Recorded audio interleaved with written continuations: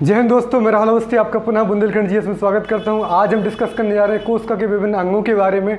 देखिए, लगभग 15 अंग हैं, चाहे पादप कोशिका और जंतु कोशिका दोनों को कंबाइंड करके हम डिस्कस करेंगे। प्लांट सेल और एनिमल सेल दोनों के बारे में हम जानेंगे।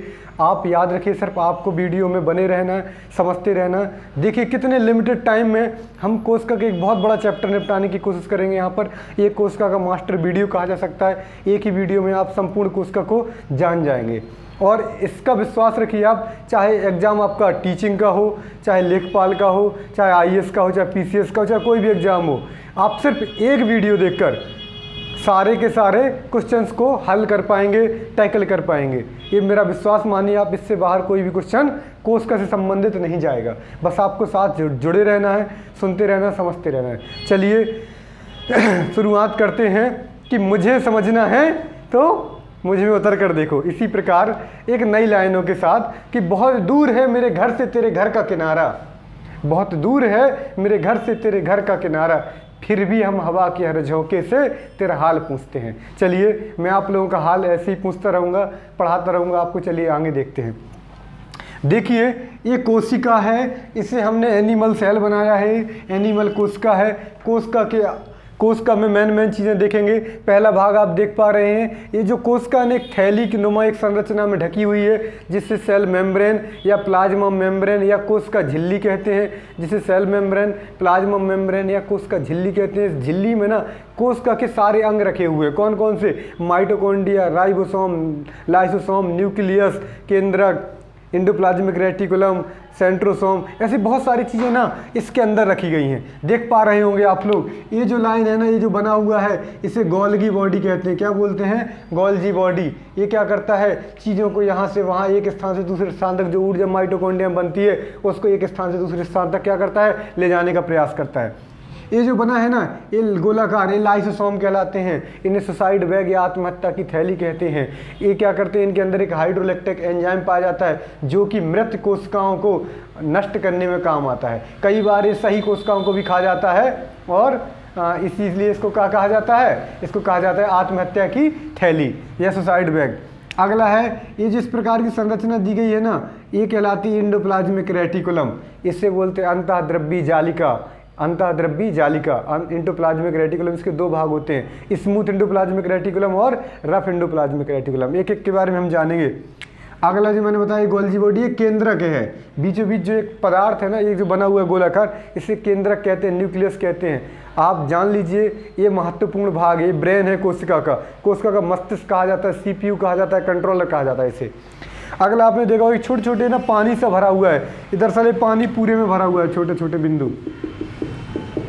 इसके अंदर भी पानी भरा रहता है। जो केंद्रक के अंदर पानी भरा रहता है उसे केंद्र का द्रव्य कहते हैं, या न्यूक्लियोप्लाज्म कहते हैं, न्यूक्लियोप्लाज्म कहते हैं। और जो केंद्रक, ये आपका कोशिका के अंदर जो द्रव्य भरा रहता है उसे साइटोप्लाज्म कहते हैं या कोशिका द्रव्य कहते हैं। चलिए, ये आपने सारा देखा। हम इसको अभी आप बना रहने दीजिए, आपको मेन पॉइंट्स के बारे में बताते हैं, कौन कौन आपको देखना है। आप पढ़ने जा रहे हैं आज, पहला पॉइंट है, पहला पॉइंट आप पढ़ेंगे कोशिका झिल्ली के बारे में। कोशिका झिल्ली, जिसे सेल मेम्ब्रेन कहते हैं। इसी को क्या कहते हैं? प्लाज्मा झिल्ली कहते हैं, प्लाज्मा झिल्ली भी कहते हैं। एक ए पढ़ेंगे हम, प्लाज्मा झिल्ली, सेल मेम्ब्रेन, और क्या कहते हैं? कोशिका झिल्ली बोलते हैं। दूसरा पार्ट पढ़ेंगे हम इसी का, कोशिका भित्ति पढ़ेंगे, दूसरा भाग, जिसके बोलते हैं सेल वॉल। क्या बोलते हैं? सेल वॉल, कोशिका भित्ति। तीसरा भाग पढ़ेंगे हम, कोशिका भित्ति के बाद तीसरा पढ़ेंगे हम माइटोकॉन्ड्रिया,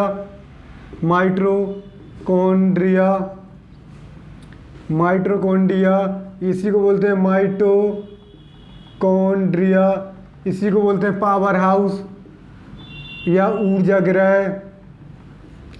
घर बोल दो, हैं। अब चौथा पढ़ेंगे हम कोशिका द्रव्य, इसको बोलते हैं हम, क्या बोलते हैं? साइटोप्लाज्म इसको साइटोप्लाज्म बोलते हैं। 5वां पढ़ेंगे हम केंद्रिका द्रव्य, केंद्रिका द्रव्य इसको बोलते हैं हम न्यूक्लियोप्लाज्म, न्यूक्लियोप्लाज्म। अगला हम भाग पढ़ेंगे 6वां एंडोप्लाज्मिक रेटिकुलम, इसको बोलते हैं हम अंतः द्रव्य जालिका या एंडोप्लाज्मिक रेटिकुलम, अंतः द्रव्य जालिका इसी के अंदर आता है। हम पढ़ेंगे फिर लाइसोसोम, लाइसोसोम इसको बोलते हैं लाइसोसोम। लाइसोसोम का क्या काम है? लाइसोसोम क्या करते हैं? इनके अंदर एक जल अपघटक एंजाइम पाया जाता है जो मृत कोशिकाओं को नष्ट करता है। इसको सुसाइड बैग भी बोलते हैं, सुसाइड बैग्स भी बोलते हैं, आत्महत्या की थैली भी बोलते हैं। 8वां भाग पढ़ेंगे हम राइबोसोम, राइबोसोम, राइबोसोम बोलते हैं इसको, राइबोसोम।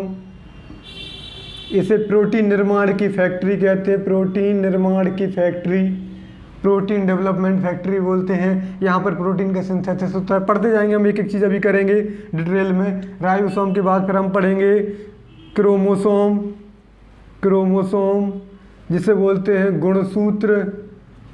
मनुष्य में 23 जोड़ी गुणसूत्र बोलते हैं, 23 जोड़ी गुणसूत्र होते हैं। फिर हम पढ़ेंगे इसके बाद गुणसूत्र के बाद हम पढ़ेंगे न्यूक्लियस, इसको बोलते हैं केंद्रक। न्यूक्लियस के बाद केंद्रक। देख पा रहे हैं आप, इसको रफ कर देते हैं हम, ठीक है। आगे देखते हैं कौन कौन से। इतने भाग हो गए आपके 10। अभी आपको फोटो खींच लीजिए ज़रा, हो गया। अभी और सारे पार्ट हैं आपके।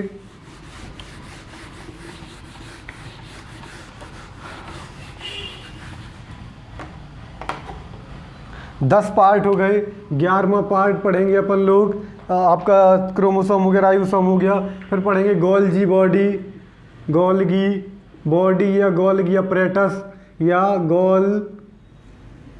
गोल्गी काय, कई नाम है इसके। ये क्या करता है? जो भी ऊर्जा बनेगी कोशिकाओं में उनको एक कोशिका से दूसरे कोशिका तक ले जाने का काम करेगा। 12वां पार्ट हम पढ़ेंगे, 12वां पार्ट हम पढ़ेंगे इसका गोल्गी बॉडी के बाद प्लास्टिड, प्लास्टिड पढ़ेंगे हम। प्लास्टिड को लवक बोलते हैं। लवक का काम क्या है? लवक का काम क्या है? लवक 3 प्रकार के होते हैं, इनको भी पढ़ेंगे आप। एक हरित लवक, फिर हम पढ़ेंगे वर्णी लवक, फिर अवर्णी लवक। ये 3 प्रकार के लवक पढ़ेंगे। फिर हम पढ़ेंगे इसमें क्या पढ़ेंगे इसके बाद? देखिए सारा हो गया, कोश का झिल्ली, कोश का भित्ति, माइटोकॉन्ड्रिया। फिर हम पढ़ेंगे वैक्यूल्स, वैक्यूल्स इसको बोलते हैं रसधानी। ये क्या करते हैं? पानी को स्टोर करते हैं, ठीक है। फिर हम पढ़ेंगे रसधानी के बाद क्या पढ़ेंगे? देखिए कोश का द्रव्य, ये सब हो गया, माइटोकॉन्ड्रिया हो गया है, और आपका लाइसोसोम, राइबोसोम, क्रोमोसोम। फिर हम पढ़ेंगे सेंट्रोसोम, सेंट्रोसोम इसको बोलते हैं तारक्काय, तारक्काय। फिर ना हम पढ़ने जा रहे हैं 15वां भाग लास्ट, सीलिया और फ्लैजेला, सीलिया एंड फ्लैजेला। ये इनको बोलते हैं सीलिया और फ्लैजेला। ये हम इतने पार्ट हम पढ़ेंगे, 15 part. With in the time limit हम सारी चीज़ें आपकी कंट्रोल कराने वाले हैं, सारी चीज़ें रिवाइज कराने वाले हैं, एक एक के बारे में विस्तार से जानेंगे। बस आप इसको फोटो खींच लीजिए एक बारी। शुरू करते हैं हम।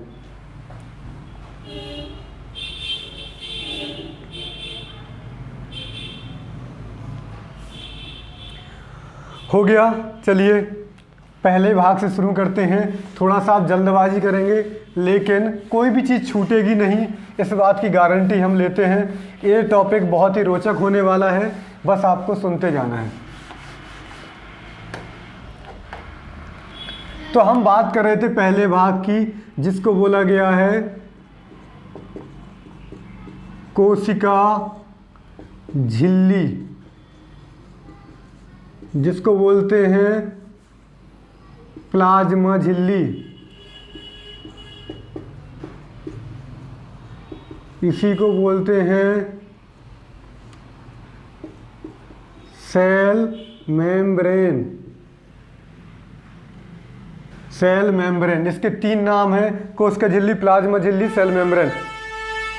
देखिए आप जानते हैं जब आप मार्केट जाते हैं, सब्जी लेने जाते हैं, मम्मी ने कहा जाओ सब्जी लेके आ जाओ, सब्जी लेने जाते हैं तो सब्जी में क्या करते हैं आप, सब्जी काय में लेते हैं, हाथ में तो लेते हैं नहीं, आपने बैगन दे दो, आलू दे दो, सलजम दे दो, ये दे दो, वो दे ददो, दुनिया भर की चीज़ें आपने ले ली, तो उनको काहे में रखते हो, एक पन्नी में रखते हो, एक थैला में रखते हो। उसी प्रकार की ये थैली है, ये क्या है, एक थैली है जिसमें कोशिका के विभिन्न प्रकार के अंग रखे गए हैं। कौन कौन से अंग, माइटोकॉन्ड्रिया, ये अपने 14-15 भाग पढ़े ना, ये सब इसी में रखे गए हैं। तो इन अंगों को रखने के लिए एक थैली है जिसका नाम क्या है, कोशिका झिल्ली या प्लाज्मा झिल्ली या अंग्रेजी में सेल मेम्ब्रेन। इतना क्लियर है। चलिए ये क्या है, एक प्रकार की झिल्ली है, तो ये क्या काम करेगी, ये आकार देगी, ये क्या करेगी, आकार देगी, मतलब साइज देगी, स्ट्रक्चर देगी, स्ट्रक्चर देगी, आकार देगी, ठीक है, शेप देने का प्रयास करेगी, शेप भी बोल सकते हैं, आकार देगी, और क्या करेगी, देखिए ये कहीं ना कहीं सुरक्षा प्रदान करेगी, सुरक्षा प्रदान करेगी, काहे को, कोशिका को, सुरक्षा मतलब सिक्योरिटी प्रदान करेगी, सिक्योरिटी प्रदान करेगी, किसको, कोशिका को। देखो ये कोशिका है, कोशिका के बाहर की जो चीज़ दिख रही ना आपको, ये वाली, ये वाली, ये क्या है, ये कोशिका झिल्ली है, इसके अंदर ही सारी चीज़ें रखेंगे। इसके अंदर देखो mitochondria, lysosome, ribosome, endoplasmic reticulum, nucleus, सारी सेंट्रोसोम, बहुत सारी चीज़, गोल्गी बॉडी, सारी चीज़ें इसके अंदर रखी गई हैं। यहाँ तक क्लियर है। जिसका काम क्या है, चीज़ों को आकार देना। जिस प्रकार की पन्नी होगी ना उसी प्रकार का पानी भर जाएगा ना उसमें, जिस प्रकार की पन्नी जिस शेप की होगी उसी प्रकार का सामान आ जाएगा ना। यहाँ तक क्लियर है। देखिए याद रखेंगे, ये चाहे जंतु कोशिका हो और चाहे प्लांट सेल हो, मतलब प्लांट सेल हो, मतलब आपका पादप कोशिका हो चाहे जंतु कोशिका, दोनों में पाई जाती है। कहाँ कहाँ पाई जाएगी, इट फाउंड इन पादप कोशिका, याद रखेंगे, पादप कोशिका में पाई जाएगी और जंतु कोशिका दोनों में पाई जाएगी। प्लांट सेल में पाई जाएगी और पादप सेल में, दोनों में पाई जाएगी। ये काहे की बनी रहती है, महत्वपूर्ण क्वेश्चन है। काहे की बनी रहती है, ये प्रोटीन प्लस लिपिड की बनी रहती है। काहे की बनी रहती है, प्रोटीन और लिपिड की बनी रहती है, प्रोटीन और लिपिड की बनी रहती है। याद रखेंगे काहे की बनी रहती है, प्रोटीन और लिपिड की बनी रहती है। ये हो गया आपका पहला पार्ट, कोशिका झिल्ली। चलिए हम, आप इसको नोट कर लीजिए, फोटो खींच लीजिए, आगे चलते हैं। क्या क्या काम है इस कोशिका झिल्ली का, आकार देना, सुरक्षा देना, और ये पादप सेल और जंतु कोशिका दोनों में पाई जाती है और ये प्रोटीन और लिपिड की बनी रहती है। चलिए अगला भाग।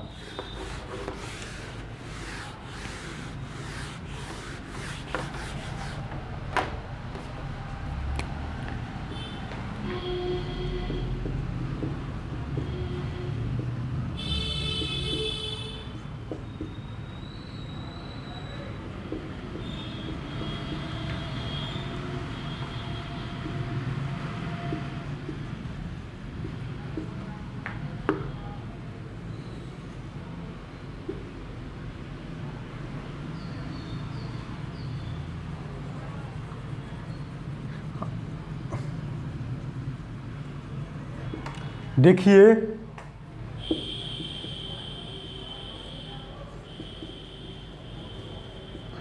दूसरा महत्वपूर्ण भाग है कोशिका भित्ति।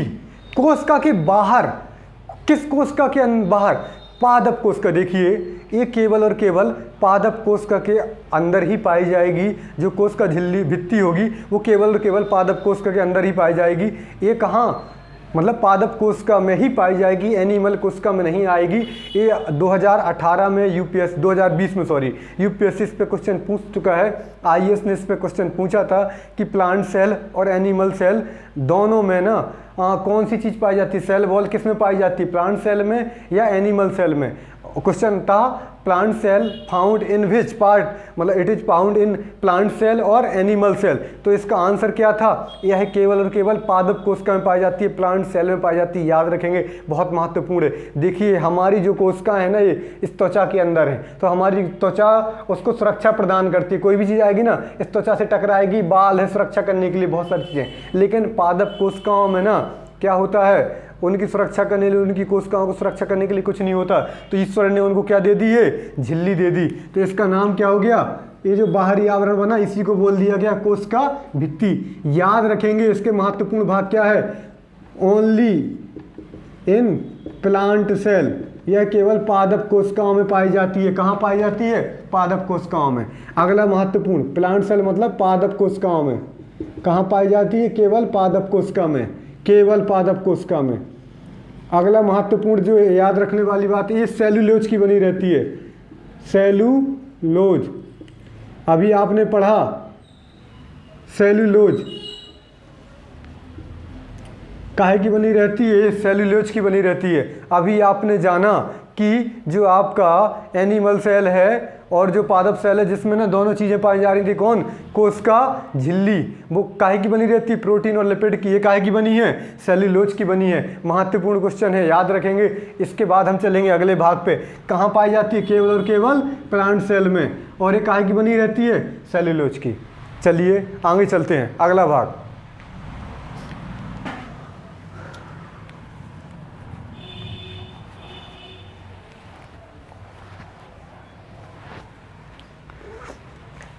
चलिए अगले भाग पे फोकस करते हैं। तीसरा महत्वपूर्ण पार्ट है जिसका नाम है माइटोकॉन्ड्रिया।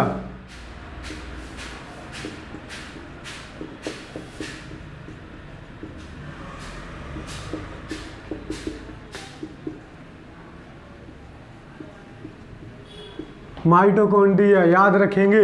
अभी मैंने बताया था कोशिका के अंदर एक संरचना पाई जा रही थी इस प्रकार की, जिसे माइटोकॉन्ड्रिया कहा जाता है। इसके माइटोकॉन्ड्रिया के बारे में बहुत सारी बातें हैं, आप सुन लीजिए एक एक करके, ठीक है। माइटोकॉन्ड्रिया, इसको कोशिका का ऊर्जा घर कहते हैं। क्या कहते हैं, ऊर्जा घर कहते हैं। क्या कहते हैं, power house of the cell कहते हैं, पावर हाउस ऑफ सेल। कोशिका का क्या कहते हैं, ऊर्जा घर कहते हैं। इसकी खोज अल्टमैन नामक वैज्ञानिक ने की थी। किसने की थी, अल्टमैन नामक वैज्ञानिक ने, अल्टमैन ने की थी। अल्टमैन ने इसकी क्या की थी, खोज की थी। अल्टमैन नामक वैज्ञानिक ने इसकी खोज की थी। लेकिन इसको माइटोकॉन्ड्रिया का नाम किसने दिया था, नाम दिया था अल्टमैन ने, क्या की थी, खोज की थी। इसको जो नाम दिया था वो बेंडा नामक वैज्ञानिक ने। याद रखेंगे, ऐसे सारे क्वेश्चन पूछ चुका है एग्जाम। बेंडा ने इसका क्या दिया था, नाम दिया था। कौन सा नाम, माइटोकॉन्ड्रिया। ये माइटोकॉन्ड्रिया नाम किसने दिया था, बेंडा नामक वैज्ञानिक ने। महत्वपूर्ण चीज आगे बता रहे हैं, इसमें ना ऊर्जा का निर्माण 36 एटीपी ऊर्जा अणुओं का निर्माण होता है। एटीपी को बोलते हैं, एटीपी को बोलते हैं adenosine, adenosine try phosphate, triphosphate, adenosine triphosphate, ATP. ATP को क्या बोलते हैं, एडिनोसिन ट्राईफॉस्फेट। याद रखेंगे ये ऊर्जा का एक फॉर्म है और इतने 36 एटीपी अणुओं की ऊर्जा का निर्माण होता है। कहाँ पे, माइटोकॉन्ड्रिया। माइटोकॉन्ड्रिया प्रत्येक सेल में पाया जाता है। प्रत्येक सेल में, प्रत्येक कोशिका में 36 एटीपी अणुओं का निर्माण होगा। महत्वपूर्ण भाग क्या है, ये जो ऊर्जा का निर्माण होता है वो क्रेब्स चक्र के अंतर्गत होता है। क्रेब्स चक्र, क्रेब्स चक्र बोलते हैं या क्रेब्स साइकिल बोलते हैं। क्रेब्स चक्र के अंदर क्या होता है, इसका निर्माण होगा। इसकी खोज क्रेब्स नामक वैज्ञानिक ने की थी। उन्होंने अपने नाम पर इसका नाम क्या रख दिया, क्रेब्स चक्र। वो चक्र है जिसमें 36 एटीपी अणुओं की ऊर्जा का निर्माण होता है। अगला महत्वपूर्ण भाग इसमें याद रखेंगे, माइटोकॉन्ड्रिया है ना, ये माइटोकॉन्ड्रिया, इसके अंदर की जो परत है ना, ये वाली, इसको क्रिस्टी कहा जाता है। अंदर की परत को क्या कहा जाता है, क्रिस्टी कहा जाता है। आपने इतनी चीज़ें जानी, क्या क्या जाना, माइटोकॉन्ड्रिया को ऊर्जा घर कहते हैं, power house of the cell कहते हैं। इसकी खोज अल्टमैन नामक वैज्ञानिक ने की थी। इसका नाम बेंडा ने दिया था। इसके अंदर 36 एटीपी अणुओं का निर्माण होता है। और अणुओं का निर्माण कैसे होता है, ऑक्सीजन ना, जो रक्त है ना वो हीमोग्लोबिन के तौर पर, रक्त है उसमें हीमोग्लोबिन होता है। हीमोग्लोबिन HB से डिनोट करते हैं। हीमोग्लोबिन क्या करता है, ऑक्सीजन को लेके आता है कोशिका के अंदर। कोशिका में फिर इसका ऑक्सीसेशन होता है। ऑक्सीसेशन के बाद ये ऊर्जा का निर्माण होता है। चलिए इतना नोट कर लीजिए, आगे चलते हैं। यहाँ माइटोकॉन्ड्रिया खत्म हो जाता है, अगला चलते हैं।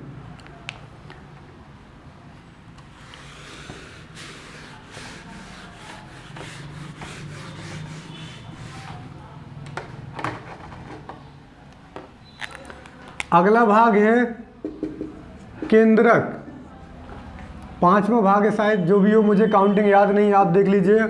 न्यूक्लियस कहते हैं इसे, केंद्रक। देखिए कोशिका के अंदर बहुत महत्वपूर्ण भाग होता है केंद्रक। केंद्रक कोशिका, मस्तिष्क, ब्रेन, मस्तिष्क भी कहते हैं, ब्रेन भी कहते हैं, CPU भी कहते हैं, कंट्रोलर भी कहते हैं, नियंत्रक भी कहते हैं। कोई भी नाम आ जाए एग्जाम में आप कर पाएंगे। क्या क्या बोलते हैं?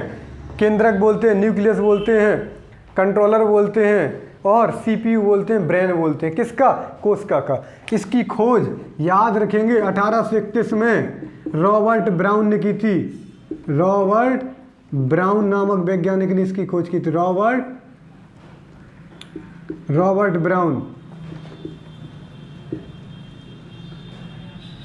ब्राउन नामक वैज्ञानिक ने केंद्रक की खोज की थी। महत्वपूर्ण भाग क्या है? यह है, इसे क्या कहते हैं? ब्रेन कहते हैं, मस्तिष्क कहते हैं, इसको और क्या कहते हैं? CPU कहते हैं, कंट्रोलर कहते हैं और नियंत्रक कहते हैं। काहे का? कोशिका का। कोशिका का क्या क्या है? ब्रेन है, मस्तिष्क है, CPU है, कंट्रोलर है, नियंत्रक। ये सारे नाम काहे के हैं? कोशिका के हैं। ये कोशिका के केंद्रक के हैं, जो कोशिका के अंदर भाया जा रहा है, इसको क्या बोलते हैं? ये सब किसको बोलते हैं? केंद्रक को। इसकी खोज किसने की थी? रॉबर्ट ब्राउन ने। आगे याद रखेंगे केंद्रक क्या करता है। देखिए भैया केंद्रक क्या करेगा। देखिए माइटोकॉन्ड्रिया है या तुम्हारा माइटोकॉन्ड्रिया ऊर्जा नहीं बना रहा है, केंद्रक कहेगा अबे सुन, जाके ऊर्जा बनाए ना, ऊर्जा न बनाए तो हम कैसे काम करें। तो वो ऊर्जा बनाने के लिए उन्हें कहेगा, अपना काम वाम करने के लिए कहेगा। जो फिर भी ना ऊर्जा बनाई है तो क्या करेगा? लाइसोसोम को बोल दे, लाइसोसोम भैया इधर आ, जाके इसका जला दे। ये नहीं मान रहा, मेरी बात ही नहीं सुन रहा है, तो इसको जला दे। तो लाइसोसोम क्या करेगा? अपना जल अपघटक एंजाइम छोड़ देगा उस पर, और जैसे ही छोड़ा तो क्या कर देगा? वो जल जाएगा। कौन जल जाएगा? कोशिका जल जाएगी, यह अंग नष्ट हो जाएगा। फिर नई कोशिका का निर्माण होगा, कोशिका विभाजन के माध्यम से। यहाँ तक क्लियर है? चलिए आगे जानते हैं। तो इसके अंदर क्या होता है? ये और क्या काम करता है? सारे काम करवाता है। इसके अलावा क्या करता है? ये इन्फॉर्मेशन को स्टोर करता है। इसमें जीन को बोलते हैं, इसे जीन बोलते हैं। जेनेटिक इन्फॉर्मेशन स्टोर करता है, अनुवांशिक लक्षण, अनुवांशिक जो सूचनाएं हैं ना, जो एक पीढ़ी से दूसरी पीढ़ी जाती हैं, उनको स्टोर करता है। कौन? केंद्रक। केंद्रक जीन के फॉर्म में इन्फॉर्मेशन को स्टोर करता है। इसके अंदर DNA पाए जाते हैं, DNA इन्फॉर्मेशन को स्टोर करते हैं। इतना महत्वपूर्ण है, इतनी चीज़ें आपने जानी। आगे चलते हैं अगला भाग।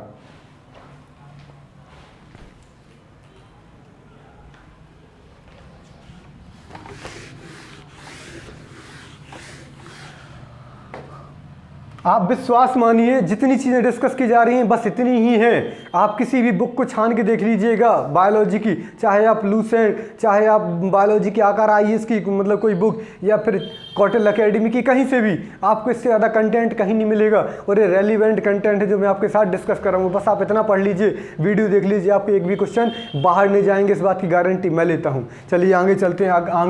आगे है ना, अगला भाग देखते हैं, 6वां भाग, कोशिका द्रव्य के बारे में। कोशिका द्रव्य, इसको बोलते हैं साइटोप्लाज्म बोलते हैं अंग्रेजी में। देखिए कोशिका है, कोशिका के अंदर ना ये द्रव्य भरा रहता है, लिक्विड भरा रहता है, पानी सा, इसे कोशिका द्रव्य कहते हैं। जरूरत क्या पड़ी इसकी? क्यों भर दिया ये? देखिए इसलिए जरूरत पड़ी क्योंकि अगर ये नहीं होता तो आपस में चीज़ें चिपक जाती। लाइसोसोम जाकर राइबोसोम से चिपक जाता और माइटोकॉन्ड्रिया से चिपक जाता, गोल्जी बॉडी अपने आप चिपक जाती। सारी चीज़ें जहाँ लाइसोसोम जिससे चिपक जाता, जिसको लाइसोसोम को क्या बोलते हैं? सुसाइड बैग बोलते हैं। जिससे छुपता जाता वो सबको नष्ट करता जाता, क्योंकि उसके पास क्या है? हाइड्रोलिक्टिक एंजाइम है, जिसे जल अपघटक एंजाइम बोलते हैं। जिससे छुप जाएगा उसको नष्ट कर देगा। इसलिए ईश्वर ने क्या किया कि कोशिका के अंदर कोशिका द्रव्य भर दिया। कोशिका द्रव्य क्या करेगा? आपस में चीज़ों को मिलने नहीं देगा और चिकनाई बनाए रखेगा और चीज़ों में घर्षण नहीं होगा। इससे चीज़ें ज़्यादा समय तक, इसके जो अंग हैं ज़्यादा समय तक चल पाएंगे। समझ पा रहे हैं ना? कोशिका द्रव्य का काम क्या है? चिकनाई बनाए रखना, आपस में अंगों को एक दूसरे से दूर रखना, और ताकि घर्षण ना हो सके। क्लियर? इतना समझ में आ गया? और कहीं ना कहीं कोशिका द्रव्य कोशिका को पोषण देने का भी काम करता है। तो ये क्या क्या काम करेगा? ये चिकनाई देगा और क्या देगा? मतलब स्मूथनेस देगा, स्मूथ बनाएगा, फ्रैक्शन मतलब फ्रैक्शन घर्षण से दूर करेगा, घर्षण से दूर करेगा और आपस में एक दूसरे से चिपकने से दूर रखेगा। क्लियर। इसकी खोज पुरकिंजे नामक वैज्ञानिक ने की थी, या कई जगह पुरकिंजे भी लिखा है, पुरकिंजे और पुलकिंजे, जो भी लिखना है आपको, पुलकिंजे और पुरकिंजे कोई भी विकल्प में आ जाए आप उसे टिक कर देंगे। इतना क्लियर है। कोशिका के अंदर पाए जाने वाले द्रव्य को कोशिका द्रव्य कहते हैं। यह उसको चिकनाई प्रदान करता है, यह उसको मतलब आपस में ना और अंग घर्षण ना करें, एक दूसरे से ना मिले, टकराएं ना, उनको एक दूसरे से दूर रखने का प्रयास करता है। चलिए आगे देखते हैं। अगला, इसकी खोज पुरकिंजे नामक वैज्ञानिक ने की थी।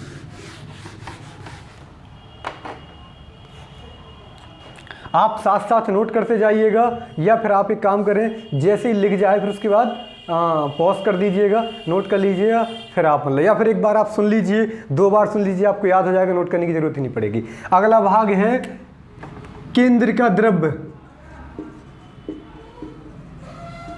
केंद्र का द्रव्य, इसको बोलते हैं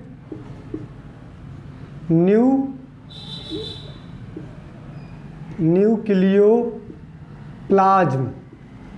देखिए ये कोशिका है, कोशिका के अंदर केंद्रक है, ये कोशिका है, सेल है, इसके अंदर न्यूक्लियस है, न्यूक्लियस के अंदर द्रव्य भरा है, इसको केंद्र का द्रव्य बोला गया। केंद्रक के अंदर जो द्रव्य भरा है उसे क्या बोला गया है? केंद्र का द्रव्य। याद रखेंगे, केंद्रक के अंदर क्या भरा है? जो द्रव्य भरा है या लिक्विड भरा है, उस लिक्विड को क्या बोला गया है?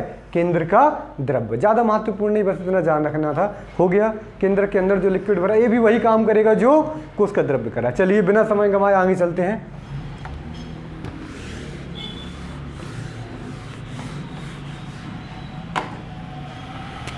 अगला भाग है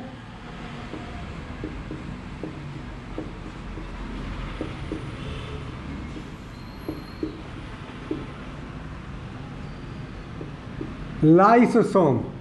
लाइसोसोम याद रखेंगे, लाइसोसोम के बारे में कुछ बेसिक इन्फॉर्मेशन जान लेते हैं। लाइसोसोम की खोज डी ड्यूब नामक वैज्ञानिक ने की थी। डी ड्यूब नामक वैज्ञानिक ने लाइसोसोम की खोज की थी।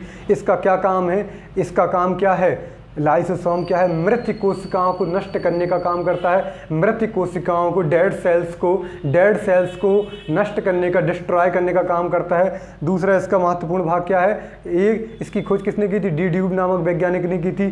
कई बार क्या होता है, मृत कोशिकाओं को नष्ट करने के चक्कर में जनाब खुद को ही नष्ट कर बैठते हैं। इसके अंदर जब खुद को नष्ट कर देते, इसलिए इसको क्या कहा जाता है? आत्महत्या की थैली कहा जाता है। याद रखेंगे, सुसाइड बैग्स कहा जाता है। Suicide bags of the cell किसको कहा जाता है? क्वेश्चन आ जाएगा, सुसाइड बैग्स ऑफ सेल किसको कहा जाता है? लाइसोसोम को। याद रखेंगे, इसके अंदर एक हाइड्रोलैक्टिक एंजाइम पाया जाता है। क्या पाया जाता है? हाइड्रोलैक्टिक एंजाइम, जिससे जल अपघटक एंजाइम बोलते हैं। यह एक ऐसा एसिड होता है जो किसी भी चीज़ को छुप जाए तो नष्ट कर देगा, जला के राख कर देगा। ये कोशिका जहाँ जहाँ आपने देखा होगा, आपको जब कोई डंडा मारता, पुलिस वाले ने डंडा मारा कोरोना में, बहुत सुटाई हुई बहुत लोगों की, तो नीला पड़ गया। वो नीला पड़ जाता है, कुछ दिनों में पहले काला पड़ जाता है नीले के बाद, फिर काला पड़ने के बाद ना वहाँ की सेल्स खत्म होती हैं, नई सेल्स बनती हैं, तो उनको सेल्स को खाने का, नष्ट करने का काम किसका है? इस लाइसोसोम का। ये लाइसोसोम का करेगा, उसको जाके खत्म कर देगा। इसको आदेश कौन देगा? वही न्यूक्लियस, केंद्रक ने इसको बोला जाके जा लाइसोसोम उस वो जो पुरानी सेल है ना, उनको जाके खा जा, नष्ट कर दे। क्लियर? तो पुरानी ओल्ड सेल या जो आपका डेड सेल है ना, मृत कोशिका है, उनको नष्ट करने का काम किसका है? लाइसोसोम का। कई बार ये अपनी जीवित कोशिकाओं को भी खा जाता है गुस्से में आके, और उससे क्या हो जाता है? वो कोशिका स्वयं नष्ट हो जाती है, इसलिए इसे suicide bags of the cell भी कहते हैं। चलिए जानते हैं। इसकी खोज किसने की? डी दुबे। इसको बोलते हैं डी, कई जगह ड्यूब भी लिखा है, डी ड्यूब नामक वैज्ञानिक ने की थी। ठीक है, डी डुबे नामक वैज्ञानिक ने इसकी खोज की। याद रखेंगे कौन है? खोजकर्ता, डिस्कवर किया। ठीक है, इसको क्या बोलते हैं? सुसाइड बैग्स भी बोलते हैं, सुसाइड बैग। आत्महत्या की थैली बोलते हैं, आत्महत्या की थैली। क्यों बोलते हैं आप लोगों को समझ में आ गया। कई बार क्या होता है, खुद को ही नष्ट कर देता है। एक इसका काम क्या है, डेड सेल, डेड सेल को नष्ट करना या मृत कोशिकाओं को नष्ट करना। मृत कोशिका को क्या करना, नष्ट करने का काम है। क्या करना, नष्ट करना या डिस्ट्रॉय करने का काम है। महत्वपूर्ण भाग क्या है, इसको क्या करना है, मृत कोशिका को नष्ट करना। कई बार ये खुद को नष्ट कर देता है, किसकी मदद से करता है, ये महत्वपूर्ण है। इसके अंदर एक जल अपघटक, जल अपघटक एंजाइम, जल अपघटक एंजाइम पाया जाता है। इसी को बोलते हैं हाइड्रोलिक्टिक एंजाइम। इतना ही महत्वपूर्ण है, आपको याद रखना है। लाइसोसोम के बारे में इतनी जानकारी आपने याद कर ली, बहुत महत्वपूर्ण है। आगे चलते हैं। ये केवल और केवल एनिमल सेल में पाया जाता है, प्लांट सेल में नहीं पाया जाता। कहाँ पाया जाता है, एनिमल सेल में ओनली, एनिमल सेल या जंतु कोशिका में पाया जाता है। केवल, केवल और केवल, ओनली, याद रखेंगे इतना, ठीक है, इतना महत्वपूर्ण है। चलिए आगे चलते हैं। अगला नोट कर लीजिए जरा।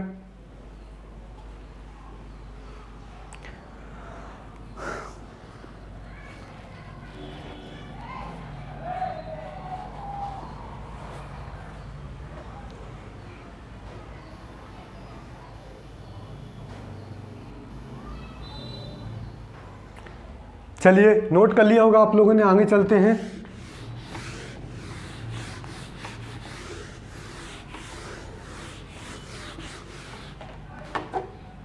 अगला भाग है जिसका नाम है राइबोसोम।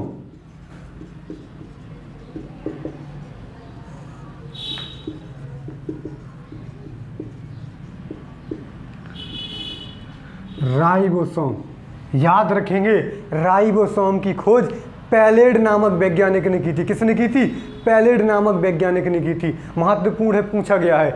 इसको कोशिका की प्रोटीन निर्माण की फैक्ट्री कहा जाता है। It is known as protein development या प्रोटीन फैक्ट्री ऑफ सेल। ये कोशिका की प्रोटीन निर्माण की फैक्ट्री कहा जाता है। यहाँ पर प्रोटीन का डेवलपमेंट भी होगा और सिंथेसिस भी होगा। तो यहाँ पर कोशिका में प्रोटीन बनेगा और प्रोटीन सिंथेसिस भी होगा। याद रखेंगे, प्रोटीन नई कोशिकाओं के लिए, प्रोटीन का नई कोशिकाएं जो बनती हैं उनके पोषण के लिए, न्यूट्रिशन के लिए प्रोटीन बहुत ज़्यादा ज़रूरी है। आप लोग जिम जाते हैं, बॉडी सॉडी बनाते हैं, डोले बनाते हैं, और डोले जब बनाते हैं तो वो क्या करते हैं, प्रोटीन सप्लीमेंट खाने के लिए बोलते हैं, या कहते हैं जाके दूध पिया करो, या बोलेंगे जाके अंडे खा लो। अंडे खाएंगे, अंडे में प्रोटीन होता है, या कहेंगे सोयाबीन के दाने खाओ।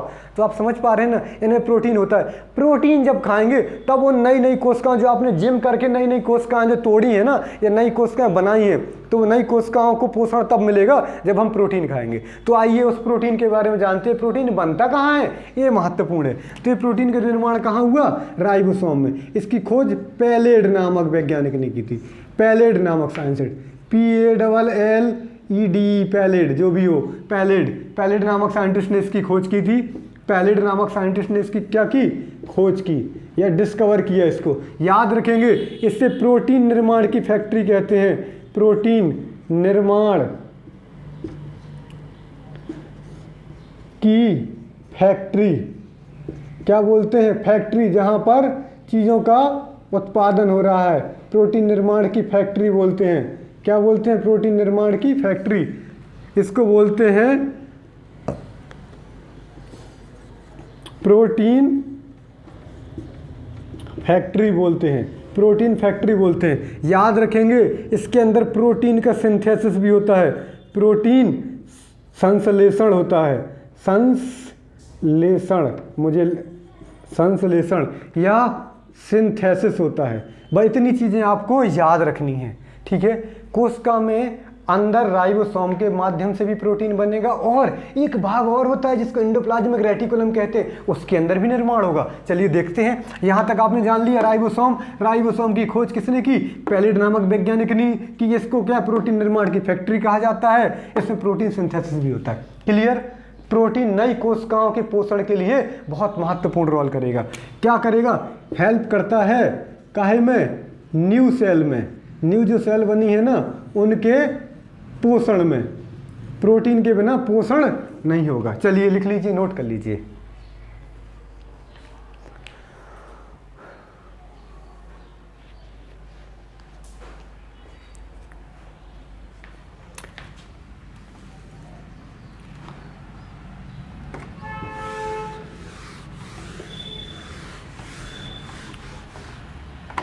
अगला भाग है प्रोटीन निर्माण हो गया, राइबोसोम हो गया, लाइसोसोम हो गया। अगला भाग है 10वां सेंट्रोसोम। सेंट्रोसोम क्या है?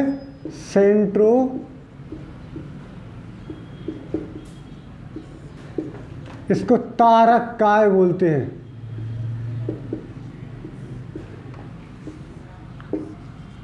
देखिए कोशिकाएं, हजारों करोड़ों कोशिकाएं रोज बनती हैं, रोज टूटती हैं, नई बनती हैं। तो नए जो कोशिकाओं का सेल डिवीजन होगा, कोशिकाओं का जो पुनर्निर्माण होगा, वो सेंट्रोसोम की वजह से होगा। याद रखेंगे, सेंट्रोसोम नहीं होता तो कोश का विभाजन नहीं होता।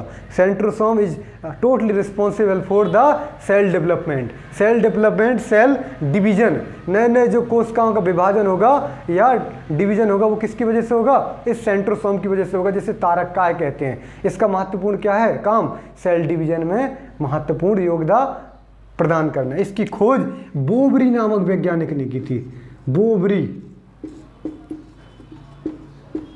बोबरी नामक साइंटिस्ट ने इसकी खोज की थी। क्या की थी? खोज। इसका काम क्या है? कोश का विभाजन करना या कोश का विभाजन करना या सेल डिवीजन करना। क्या करना? सेल डिवीजन करना या कोश का विभाजन या सेल डिवीजन में महत्वपूर्ण रोल प्ले करेगा। सेल डिवीजन या कोश का विभाजन में बहुत महत्वपूर्ण रोल कौन प्ले करेगा? इस सेंट्रोसोम। याद रखने महत्वपूर्ण बात क्या है? सेल डिवीजन या कोश का विभाजन। इसके अलावा ये सबसे ज़्यादा सेल डिवीजन लीवर में होता है, यकृत में होता है। अगर हमारा लीवर डैमेज होता है, ये क्या होगा? सेल डिवीजन मैक्सिमम होगा। कहाँ होगा? सेल डिवीजन, यहाँ लिख रहे हैं CD। सेल डिवीजन, कोश का विभाजन सबसे ज़्यादा कहाँ होगा? यकृत में होगा। यकृत हमारे शरीर की सबसे बड़ी ग्रंथि कहलाती है, largest glands of the body कहलाती है। यकृत में पित्त रस निकलता है जो आगे पित्ता से मिश्र होता है। याद रखेंगे, यकृत अगर छोटा मोटा घायल भी होता है या कोई प्रॉब्लम आ जाती है तो अपने आप को खुद से सही कर लेता है, क्योंकि पुरानी सेलें मरी और नई सेलें तुरंत बन जाती हैं। तो इसमें क्या है? इसमें क्या है? पुनर्निर्माण की प्रक्रिया बहुत तेजी से होती है। कहाँ पर? यकृत के अंदर, क्योंकि सेल डिवीजन सबसे ज़्यादा कहाँ होता है?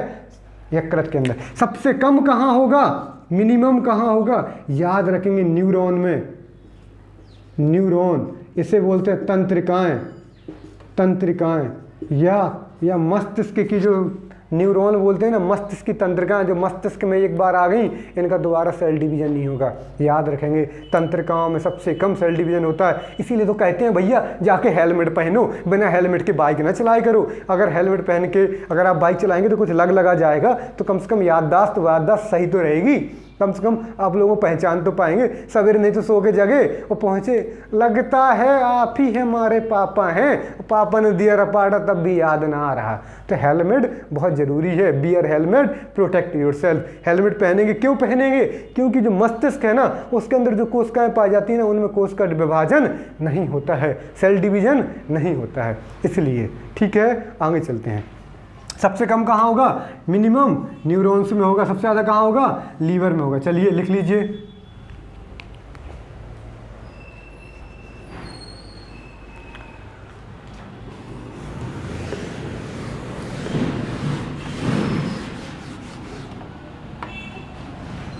अगला भाग है गोल्जी बॉडी।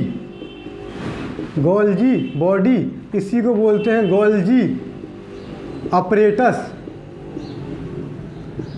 इसी को बोलते हैं गोल्गी काय।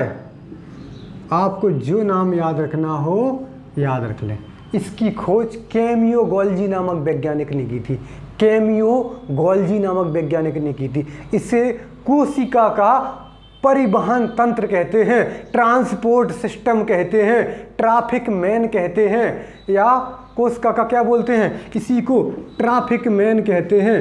ट्रैफिक मैन, ट्रैफिक समझ रहे हो ना? ट्रैफिक सिस्टम कहते हैं, जो कि रोड पे नहीं खड़ा रहता, बोलता लेफ्ट जाओ, राइट जाओ, वाहन यहाँ के यहाँ आओ, ऐसे ट्रैफिक मैन। और ये क्या कहते हैं?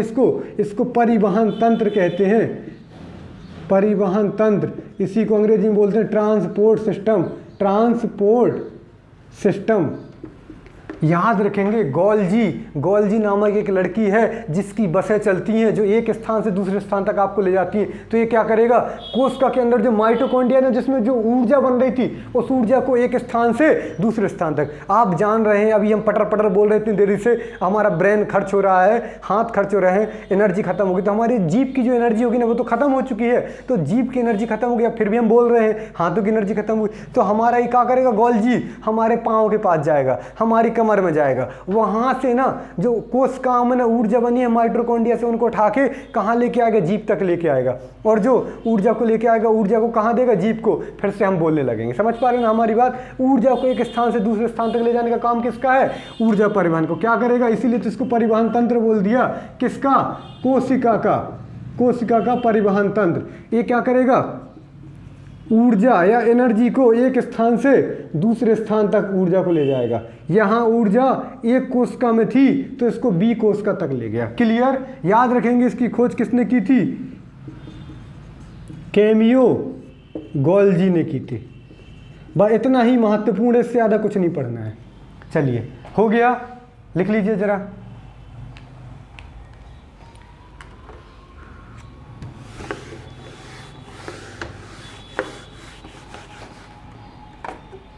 अगला भाग है 12वां, क्रोमोसोम।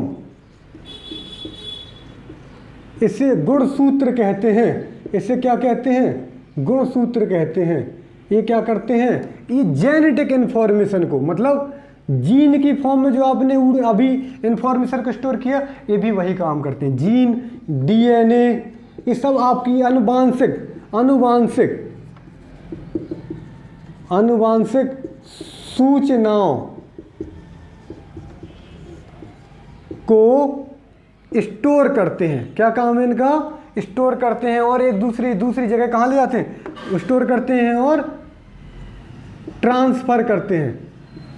स्टोर करना और दूसरी जगह ले जाना। जैसे आपके माता पिता के जो गुण होंगे वो आपके अंदर आएंगे। पापा की नाक आपकी नाक से मिलती है, मम्मी के जो कान है वो आपके कान से। कहते हैं ना बिटिया किस पे गई, लड़का किस पे गया, अरे पापा पे गया, नहीं मम्मी पे गया, नाक तो मम्मी जैसी है, होंठ पापा जैसे, ऐसे बोलते हैं ना। तो ये गुणसूत्र की वजह से ही बोलते हैं। याद रखेंगे मनुष्य में ना 23 जोड़ी गुणसूत्र पाए जाते हैं, 23 जोड़ी, 23 पेयर्स पाए जाते हैं क्रोमोसोम के। ठीक है, किस प्रकार से 23 जोड़ी हैं तो 22 जोड़ी होंगे ना वो सेम होंगे, चाहे मेल हो और चाहे फीमेल हो। मतलब 22 जोड़ी को मतलब 22 गुणे 2 मतलब जो 44 होंगे तो चाहे लड़की हो और चाहे लड़का हो, दोनों में बराबर होंगे। ठीक है, इससे पता नहीं चलेगा कि लड़की है कि लड़का, पता भी नहीं करना है। पता करना इलीगल है, आपराधिक है, आपराधिक गतिविधियां। पहले क्या करते थे लोग, अस्पताल चले जाते थे और कहते थे अल्ट्रासाउंड करके बता दो डॉक्टर साहब हमारी बिटिया होगी कि लड़का होगा, और जब पता चल जाता था कि बिटिया होने वाली है तो उसको नष्ट कर देते, गर्भपात करते थे। आज उसका नतीजा देखो, भुगतो, रड़ुए फिर रहे इतने सारे। लड़कियां है ही नहीं समाज में, लोगों ने लड़कियों को मार दिया। लड़कियां नहीं, 1000 पुरुषों पर सिर्फ 940 लड़कियां, 60 फिर रड़गो, कुछ नहीं होने वाला जिंदगी में। इसलिए लड़कियों को बचाने के लिए बेटी बचाओ बेटी पढ़ाओ अभियान शुरू किया गया है हरियाणा के सोनीपत में 2015 से मोदी जी ने शुरू किया है। बेटियों को बढ़ाना है, बड़ी बुरी स्थिति है देश की, समझ पा रहे हैं ना। तो बेटियों को सपोर्ट करना है। ठीक है, अल्ट्रासाउंड से ये लिंग जांच बताना इलीगल है। याद रखेंगे जो 44 जोड़ी गुणसूत्र है ना वो लड़की हो चाहे लड़का दोनों में सेम है, लेकिन कौन कौन डिफर हैं, 2 अलग हैं, XX और XY। 44 के बाद 45 46, 45 46, ये 2 अलग हो गए ना, XX XY। तो XX होता है फीमेल के लिए, लड़की के लिए। अगर XX है तो लड़की होगी और XY है तो मेल होगा, लड़का होगा। इतना जाना आपने, चलिए आगे रफ करते हैं।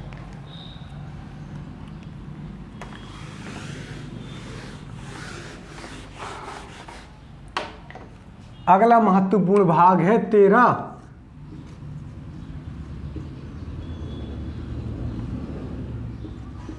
वैक्यूल्स कहते हैं, जिसे रसधानी कहते हैं। क्या कहते हैं, रसधानी कहते हैं। ये केवल प्लांट सेल में पाया जाता है। कहाँ पाया जाता है, प्लांट सेल्स में पाया जाता है, पादप कोशिकाओं में पाया जाता है।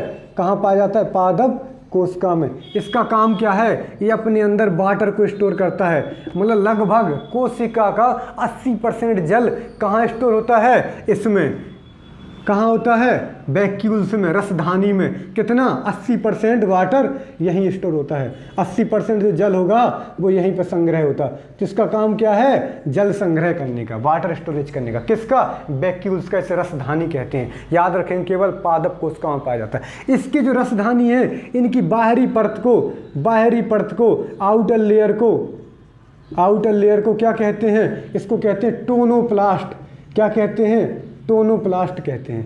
टोनोप्लास्ट कहते हैं।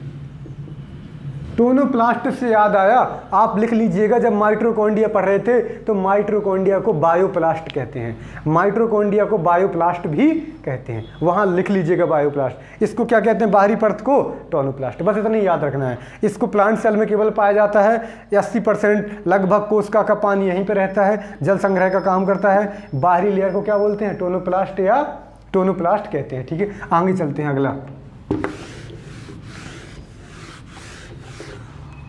अगला महत्वपूर्ण भाग है 14वां, जिसे बोलते हैं ER। इसे बोलते हैं इंडोप्लाज्मिक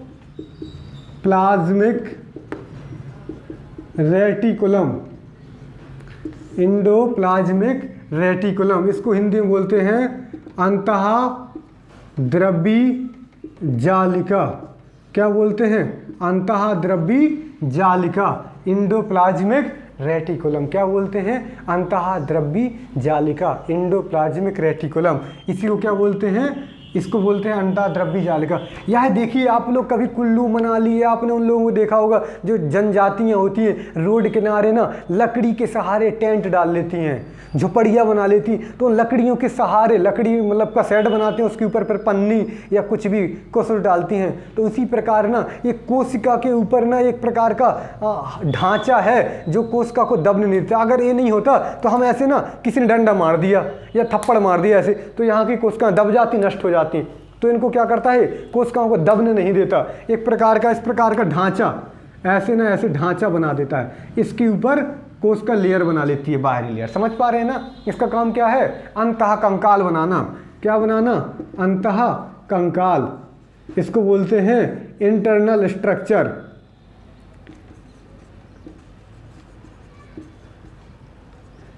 इंटरनल स्ट्रक्चर बनाता है, अंतःकंकाल बनाता है। क्वेश्चन आ जाएगा, कोशिका का अंतःकंकाल किसे कहते हैं? What is the which part of cell is known as internal structure? Internal skeleton. ये क्या बोलते हैं? इंटरनल स्केलेटन भी बोलते हैं, स्केलेटन। अंतःकंकाल किसको बोलते हैं? कोशिका का अंतःद्रव्यी जालिका को। याद रखेंगे, इसके दो भाग होते हैं। एक भाग होता है रफ ER और दूसरा होता है स्मूथ ER। एक को बोलते हैं रफ, एक को smooth. Rough ROUGH, rough. ER endoplasmic reticulum, इसको बोलते हैं खुरदरा इंडोप्लाज्मिक रेटिकुलम। और इसको बोलते हैं स्मूथ ER। देखो कैसे बना है, ऐसे एक बनी है आकृति। ये वाला ना, ये पॉइंट दिख रहे हैं ना, ये मान लो आप हो गया, ये रफ हो गया। रफ मतलब खुरदरा,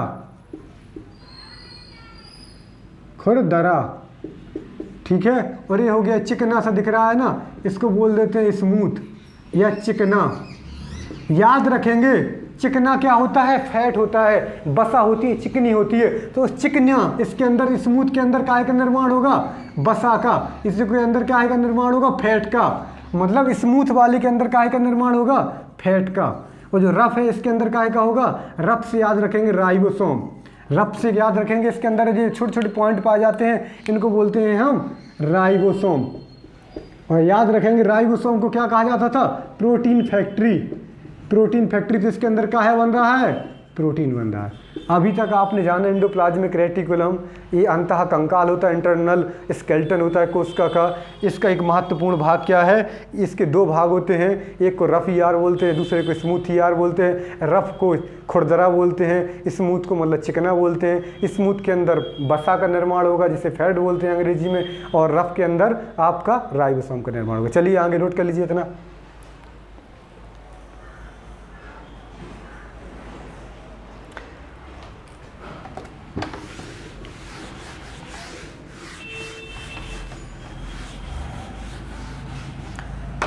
लास्ट भाग लिख लीजिए, लास्ट नोट मतलब लास्ट 15 है, क्या है? प्लास्टिड्स। प्लास्टिड इसे बोलते हैं लवक। लवक। ये क्या है? केवल और केवल। केवल कहाँ पाए जाते हैं? केवल प्लांट सेल्स में। प्लांट सेल्स में याद रखेंगे, केवल पादप कोशिकाओं में। कहाँ पाए जाएंगे? ओनली पादप। पादप। पादप कोशिकाओं में पाए जाएंगे, याद रखेंगे, पादप कोशिकाओं में पाए जाएंगे। दूसरा इसका महत्वपूर्ण भाग, ये 3 प्रकार के होते हैं। 3 प्रकार के होते हैं। 3 प्रकार के होते हैं। फर्स्ट है वर्णी लवक। पहला लिख लो, हरित लवक। हरित लवक। दूसरा है वर्णी लवक। वर्णी लवक। और तीसरा है अवर्णी लवक। हरित लवक को बोलते हैं, लवक को, हरित लवक को बोलते हैं, क्या बोलते हैं? क्लोरोप्लास्ट। क्लोरोप्लास्ट। क्या बोलते हैं? क्लोरोप्लास्ट। वर्णी को बोलते हैं क्रोमोप्लास्ट। क्रोमोप्लास्ट। अवर्णी को बोलते हैं ल्यूकोप्लास्ट। क्या बोलते हैं? क्रोमोप्लास्ट, क्लोरोप्लास्ट और ल्यूकोप्लास्ट। याद रखेंगे, हरित लवक क्या करते हैं? प्रकाश संश्लेषण की विधि से क्या करते हैं? प्रकाश संश्लेषण। सूर्य से गर्मी ली, हीट ली, और इस हीट से और एनवायरनमेंट से CO2 ली, इसको लेकर क्या कराते हैं? ग्लूकोज का निर्माण करते हैं। कौन सा? C6H12O6 बना दिया इन्होंने, प्लस 6H2O बना दिया, प्लस 6O2 बना दिया। इसका निर्माण कर दिया, जिसमें एक कहलाता है ग्लूकोज। मतलब भोजन का निर्माण करते हैं कौन? हरे लवक। ये प्रक्रिया पेड़ों की पत्तियों और तनों में होती हैं। क्लियर? हरे लवक का काम क्या है? हरित लवक का खाना बनाना। वर्णी लवक का क्या काम है? रंग देना। विभिन्न विभिन्न प्रकार के पेड़ पौधे, पत्तियां, तने, फल फूल होते हैं। इन जो डिफरेंट टाइप के जो रंग आते हैं, इनके अंदर कलर्स आते हैं, वो किसके द्वारा दिए जाते हैं? किसके द्वारा दिए जाते हैं? क्रोमोप्लास्ट या हरित लवक के द्वारा दिए जाते हैं। क्लियर? जैसे गाजर का लाल रंग काय की वजह से? कैरोटीन की वजह से। टमाटर का पीला रंग लाइकोपिन की वजह से। पपीता का पीला रंग जैंथ्रोपिल की वजह से। और आपके चुकंदर का बीटानिन की वजह से लाल रंग। ऐसे बहुत सारी चीज़ें हम पढ़ेंगे आगे। अवर्णी लवक क्या करते हैं? जो खाना बना था ना, इसको स्टोर करते हैं। मान लो कल के दिन क्या, हाँ लॉकडाउन लग गया, तो फिर क्या करेंगे? पेड़ पौधों की पत्तियां झड़ जाती हैं पतझड़ में, तो ये खाना का कहाँ स्टोर करते हैं अवर्णी लवक? जड़ों या मूल में खाने को स्टोर कर लेते हैं। कौन? भोजन जो अभी बना है ग्लूकोज के रूप में, जिसका काम क्या है? खाने को स्टोर करना। कहाँ पर कर लेते हैं? यहाँ पर अवर्णी लवक में। क्लियर? कहाँ पे करते हैं? जड़ों और तनों, मतलब जो आपके मूल है, यहाँ पे खाने को स्टोर कर लेते हैं। चलिए लिख लीजिए जल्दी, याद रखेंगे। केवल और केवल प्लांट सेल में पाया जाता है। 3 प्रकार है, हरित लवक, वर्णी लवक, अवर्णी लवक। लवक को क्लोरोप्लास्ट बोलते हैं, क्रोमोप्लास्ट बोलते हैं, ल्यूकोप्लास्ट बोलते हैं। चलिए आगे रखेंगे। ये हरे पेड़ पौधे पत्तियों में, वर्णी लवक रंग देना, अवर्णी मतलब खाने को स्टोर करना। ठीक है, हो गया? लिखिए जरा।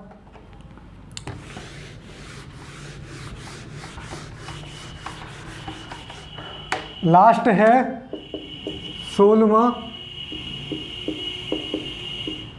सीलिया और फ्लैजेला।